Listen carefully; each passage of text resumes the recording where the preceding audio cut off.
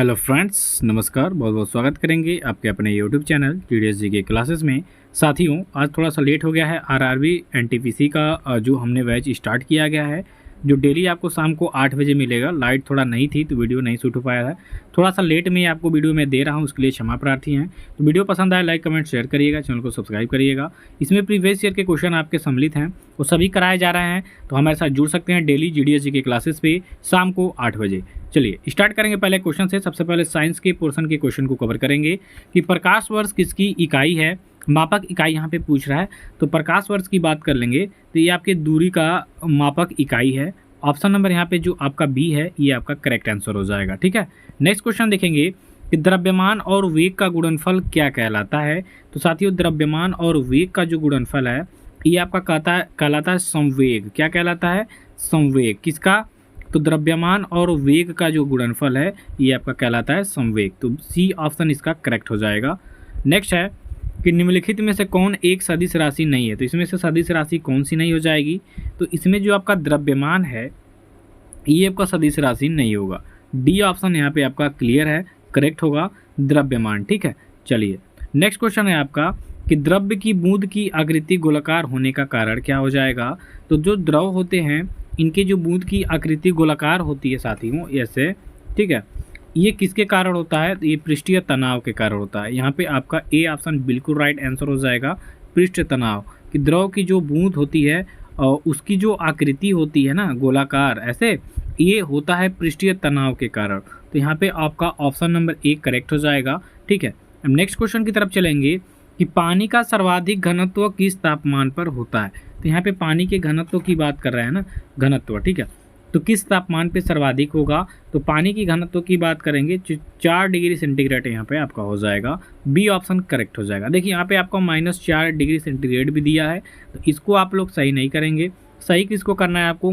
जो आपका 4 degree centigrade है इसको। ठीक है, इस तापमान पे जो पानी का घनत्व होता है वो सर्वाधिक होता है। ठीक है, किस तापमान पे साथियों? इसको रट जाइएगा, 4 डिग्री सेंटीग्रेड पे। अगला क्वेश्चन कह रहा है कि लॉ ऑफ फ्लोटिंग सिद्धांत की खोज किसने किया था।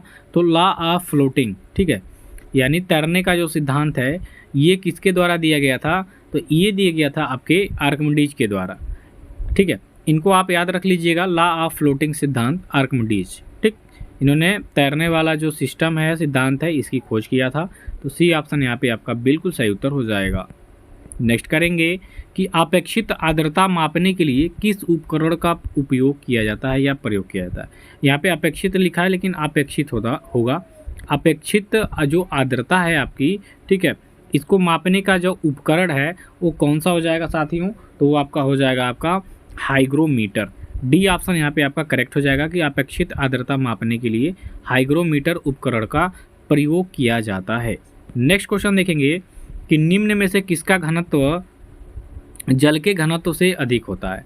तो सही सिंपल सी बात है, जल के घनत्व से, जल का जो घनत्व होता है उसके जल के घनत्व से अधिक घनत्व हो जाएगा इसमें लोहे के कील का।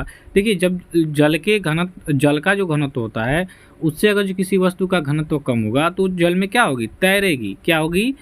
इसमें तैरेगी। लेकिन जब अधिक होगा तो इसमें क्या हो जाएगा? डूब जाएगी। तो लोहे की कील जब हम पानी में डालेंगे तो क्या हो जाएगा?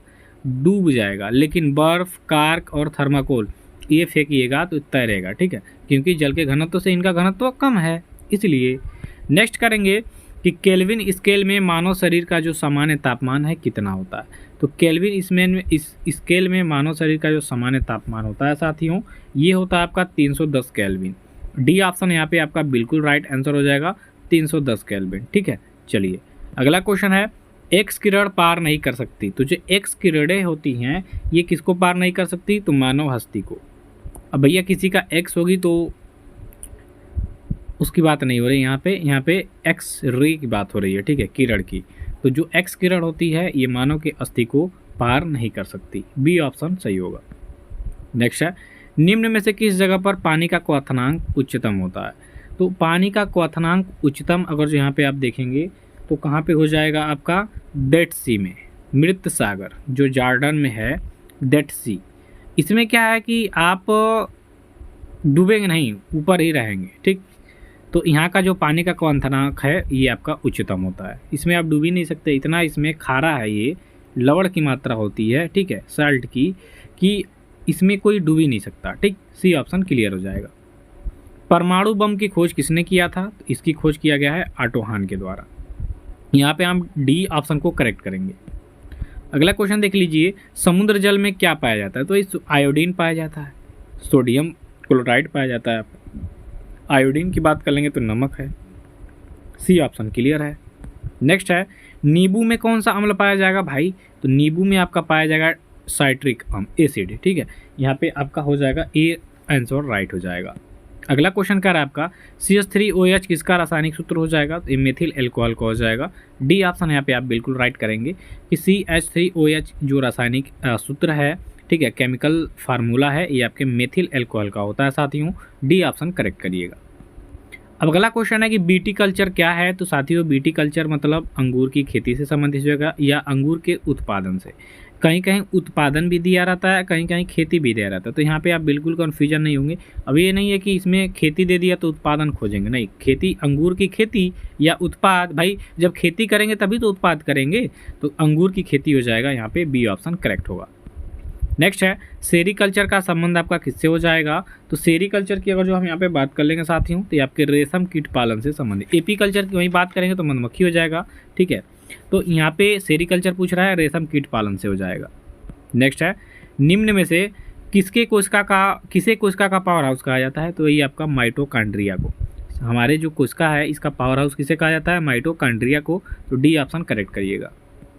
अगला है, कोशिका की खोज किसने किया था? तो कोशिका की खोज 1665 में शायद की गई थी रॉबर्ट हुक के द्वारा। इसने सबसे पहले कोशिका को देखा था, खोज किया था। तो ए ऑप्शन क्लियर है। नेक्स्ट है, राइबोसोम्स क्या बनाते हैं भैया? तो राइबोसोम्स क्या बनाते हैं? ये बनाते हैं प्रोटीन, ठीक है। बी ऑप्शन क्लियर है। नेक्स्ट है, मुगल शासक को जिंदा पीर के नाम से जाना जाता है। तो कौन सा मुगल है? आपका डी ऑप्शन हो जाएगा, औरंगजेब। औरंगजेब को जिंदा पीर के नाम से जाना जाता है, ठीक है। अगला क्वेश्चन देखिए, भारत का निम्न में से कौन सा शहर यमुना नदी के किनारे स्थित हो जाएगा? तो ये आपका हो जाएगा कौन सा? आगरा। आगरा जो है ये आपका यमुना नदी के किनारे पे स्थित है, और आगरा में ही आपका ताजमहल है, ये भी आपके यमुना नदी के किनारे पे बसा हुआ है। शाहजहां ने इसको बनवाया था अपनी पत्नी के स्तूप के रूप में, मकबरे के रूप में इसको बनाया था। बी ऑप्शन हो जाएगा। नेक्स्ट करेंगे, भारतीय संविधान में कितनी भाषाओं को मान्यता दी गई है? तो 8वीं अनुसूची में आपके 22 भाषा मिल जाएंगे, ठीक है। 8वीं अनुसूची में आपके 22 भाषा मिल जाएंगे और 22 भाषाओं को मान्यता दी गई है। तो ए ऑप्शन क्लियर है। अगला है, शांत पेटी किस रेखा के दोनों ओर पाई जाती है? तो जो शांत पेटी है ये आपका पाई जाएगी भूमध्य रेखा के दोनों तरफ। तो सी ऑप्शन यहाँ पे आपका बिल्कुल सही उत्तर हो जाएगा। अगला क्वेश्चन है, वायुमंडल में सर्वाधिक मात्रा में विद्यमान अक्रिय गैस कौन सी हो जाएगी? तो अक्रिय यहाँ पे अगर जो पूछ रहा है साथियों, तो ये हो जाएगा आपका आर्गन। डी ऑप्शन यहाँ पे आपका बिल्कुल राइट हो जाएगा। नेक्स्ट करेंगे, वेदों की ओर लौटो का नारा किसने दिया था साथियों? ये नारा दिया गया था आपके स्वामी दयानंद सरस्वती के द्वारा। बी ऑप्शन आपका राइट हो जाएगा। नेक्स्ट करेंगे, विंध्याचल और सतपुरा पहाड़ियों के बीच से होकर बहने वाली नदियाँ कौन सी है? तो बहने वाली नदी कौन सी है विंध्याचल और सतपुरा पहाड़ी के बीच से? तो ये हो जाएगा आपका नर्मदा नदी। ये ऑप्शन बिल्कुल सही उत्तर होगा। अगला है, भारत की प्रथम बहुउद्देशीय परियोजना किस नदी पर बनाई गई थी? तो ये आपका कौन सी नदी हो जाएगी साथियों? ये हो जाएगा आपका दामोदर नदी। डी ऑप्शन आपका सही हो जाएगा। अगला क्वेश्चन है, विवेकानंद रॉक मेमोरियल कहाँ पे स्थित है साथियों? तो ये आपके तमिलनाडु में स्थित है, ठीक है। यहाँ पे आपका सी ऑप्शन सही उत्तर हो जाएगा। यहीं पे आपके एकदम कोने पे है, यहीं पे, ठीक है। ये भारत का अगर जो स्थलीय सीमा से देखेंगे तो सबसे अंतिम छोर है। अब नाटो का मुख्यालय पूछ रहा है भैया आपसे कि नाटो का मुख्यालय कहाँ हो जाएगा? तो नाटो का मुख्यालय हो जाएगा आपका ब्रुसेल्स में। ये ऑप्शन सही होगा। अगला क्वेश्चन है, कोलंबिया का पठार किस देश में स्थित है साथियों? तो कोलंबिया का पठार हो जाएगा आपके संयुक्त राज्य अमेरिका में। बी ऑप्शन यहाँ पे आपका बिल्कुल राइट आंसर हो जाएगा। अगला क्वेश्चन देखिए, निम्न में से किसे कंप्यूटर का मस्तिष्क भी कहा जाता है? तो ये कहा जाता है आपके CPU, सेंट्रल प्रोसेसिंग यूनिट जिसे हम बोलते हैं। ये आपके कंप्यूटर का माइंड कहलाता है, ठीक है। तो यहाँ पे सी ऑप्शन बिल्कुल सही उत्तर हो जाएगा। अगला क्वेश्चन है यहाँ पे कि दिल्ली सल्तनत की स्थापना कब हुई थी? तो साथियों दिल्ली सल्तनत की बात कर लेंगे तो ये 1206 में आया था, और इसकी स्थापना की गई थी कुतुबुद्दीन ऐबक के द्वारा। किसके द्वारा? कुतुबुद्दीन ऐबक के द्वारा आपकी दिल्ली सल्तनत की स्थापना की गई थी। तो डी ऑप्शन यहाँ पे आपका सही उत्तर हो जाएगा। अगला है, दूध का घनत्व मापने के लिए किस उपकरण का प्रयोग किया जाता है साथियों? तो ये किया जाता है लैक्टोमीटर के द्वारा। बी ऑप्शन यहाँ पे सही हो जाएगा। अगला है, महात्मा गांधी दक्षिण अफ्रीका से भारत किस वर्ष लौटे थे? तो ये अब 1915 में, 1915 में दक्षिण अफ्रीका से भारत आए थे महात्मा गांधी जी। ठीक है, चलिए अगला है, भारत का राष्ट्रपति बनने हेतु न्यूनतम उम्र आपकी कितनी होनी चाहिए? तो आपकी 35 वर्ष कम से कम आप आयु पूरी कर चुके होंगे तो राष्ट्रपति का चुनाव लड़ सकते हैं। अगला क्वेश्चन है कि भारतीय संविधान के किस अनुच्छेद में प्रेस की स्वतंत्रता दी गई है? तो ये आपके आर्टिकल किस आर्टिकल में दी गई है साथियों? तो ये दी गई है आर्टिकल 19 में, यानी कि 19 में। 19 बोल रहे हैं, 90 नहीं बोल रहे हैं। ठीक है, अनुच्छेद 19। अगला है, कंप्यूटर का मुख्य पटल कहलाता है? तो कंप्यूटर का जो मुख्य पटल है क्या कहलाता है साथियों? मदरबोर्ड कहलाता है। बी ऑप्शन क्लियर है इसका। अगला है, कीबोर्ड में फंक्शन जो की होती हैं इनकी संख्या कितनी हो जाएगी? तो इनकी संख्या हो जाएगी आपकी 12। सी ऑप्शन इसका करेक्ट हो जाएगा। नेक्स्ट है, कंप्यूटर के प्राथमिक मेमोरी कौन सी होती है? प्राथमिक मेमोरी आपकी रैम हो जाएगी, रैंडम एक्सेस मेमोरी। तो बी ऑप्शन यहाँ पे आपका राइट आंसर हो जाएगा।